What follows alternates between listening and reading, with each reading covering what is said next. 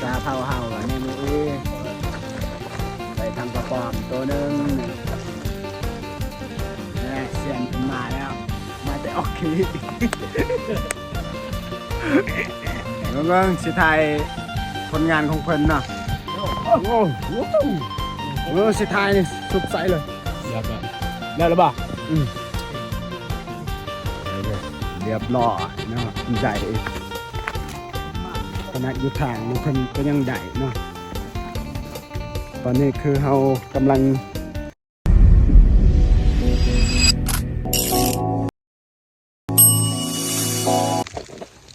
โดนนี่เลยมันนั่นเขียวโอ้ยเมื่อยหลายทุกคนมื้อนี้เนี่ยนั่งทาเพิ่นเนาะ2 คนเฮาเบิ่งสิให้เบิ่งผลงานเฮาเนาะนี่แม่นของเสียนไส้สนนะครับนี่ของเฮาเองเนาะใส่เบิ่งของเสียนไอ้นดนี่ได้ลายอยู่นี่ของเพิ่นนั่นเพิ่นใส่ธงเด้อนี่มันโคตรลายเลยเด้เพิ่นไม่ได้ใส่ตุกคือเฮาเนี่ยเพิ่นใส่ธงเลยก็คือออกกันจะบอกเพิ่นว่าออกทำงานมันจะออกอีหลีเลยโย่ได้สำนีภูมิใจแล้วป่ะภูมิใจได้ภูมิใจหลายอย่างคนตัวนี้แมงจีนูนโอเคจีนูนเนาะปะแมงจีนูนบ่แม่นนะคันสิเว้าภาษาเฮากะเบิ่งเนียงใส่ข่อยเบิ่งให้มันแจ้งแน่นี่นะกองหน้านี่ผลงานเสียงจีนูนนี่คันสิเอิ้นภาษาเฮากะแมงงูอีเนาะภาษาเผาเฮากะแมงงูอีเขาเอิ้นได้ทางกระป๋อมตัวหนึ่งนี่เสียนเพิ่นมาแล้วมาแต่ออกขี้เบิ่งสิไทย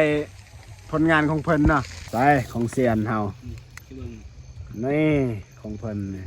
เพิ่นก็ได้ลายเลยนี่ค่อยนั่งเลยค่อยจับเลยได้นั่งเคเลยเพิ่นได้ลายอยู่ของเพิ่นเพิ่นหมายยังไงบ้าล่ะเบิ่งเทียบเบิ่งของเสียนไซซนกับเสียนอีเสียบเนาะของไผได้ลายเนี่ยมันก็บ่ตักมันก็ดังถือว่าสิไก่กันเนาะสิสำกันเนาะสิมานสำกันเด้อเฮาเนี่ยบ่แม่นบ่3 คนเฮาเนี่ยคุณบ่แม่นบ่อันนี้เฮาก็พักผ่อนเนาะพักผ่อนก่อนเมื่อยเฮากำลังสิออกเมื่อเนาะแต่ซ้ำนี่แหละผลงานเฮาเนี่ยแต่ซ้ำนี่นี่แหละก็ไม่เอาหมวยได้อะไรได้ตัวอะไร1ตัวไม่มันจะได้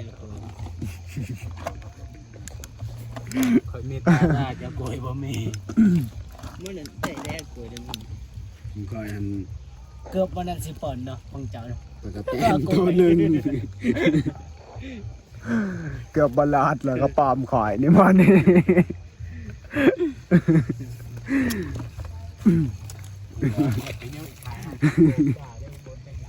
โย่โอ้โหสิทายสุบใสเลยหยาบแบบแล้วหรือเปล่าโอเคเรียบร้อยเนาะเพิ่นได้ขนาดอยู่ทางนี่เพิ่นก็ยังได้เนาะตอนนี้คือเรากำลังเบิ่งมาทุกคนกำลังเตรียมมือนะกำลังเตรียมที่จะมือนะแต่ว่าก็หาเยืองเลยแถวทางคันเห็นโอ้เพิ่นว่าได้โบแมนเนาะมันโบแมนโอ้สั่งตัวฮอตทันผสมเลยจนเขาตกใจนี่ตัวไปในมอนี่ตัวหมดนี่ลูกเขานี่เพิ่นก็ตัวหลายคนแล้วมอนี่